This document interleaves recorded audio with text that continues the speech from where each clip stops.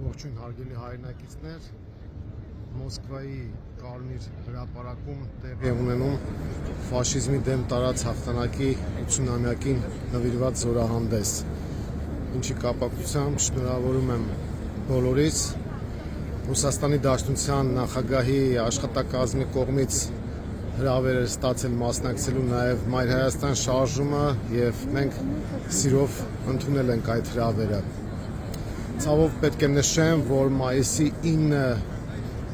մասամբ է տոնական դարձել մեզ համար, որովհետև մեր եռատոնը դավաճանաբար գողացվեց, խլվեց մեզանից, բայց մենք պետք է մեր մեջ ուժ, կամք եւ վճռականություն գտնենք, որպեսզի կարողանանք նոր հաղթանակներ ունենալ։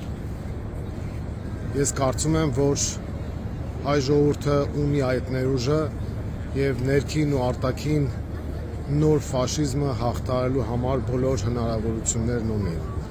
Եվս մեկ անգամ շնորհավորում եմ բոլորիս մայիսի 9-ին տարած հաղթանակի կապակցությամբ, մեր պապերի տարած հաղթանակի կապակցությամբ եւ նոր հաղթանակներ եմ մաղթում հայ ժողովրդին։